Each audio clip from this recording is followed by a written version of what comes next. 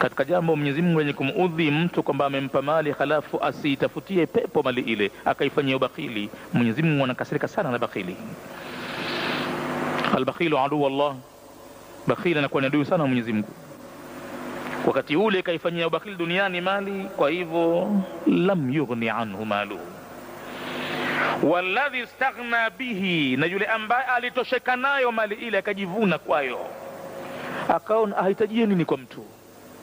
Wema wema wema wema, kwani nataka nini kwa mtu mpaka mfanye wema? Kwa hivyo aliweka kando na tabia zake mbaya mbaya, binadamu wote aliwadharau akawaona silolo chochote. Kwa hivyo istaghna bihi, alijivuna nayo mali ile akatosheka, hana haja na mtu yeye. Anadhani kwamba mali yake itaweza kumsaidia mpaka endako akhira. Vile vile kadhalika na yeye vile vile mali limshughulisha, akajitosheleza anillahi wa hudahu, hakuwa na haja na Mwenyezi Mungu wala uongofu wake Mwenyezi Mungu. Alishughulika na mali tu yeye, na kuchuma mali na kuchuma mali na yeye.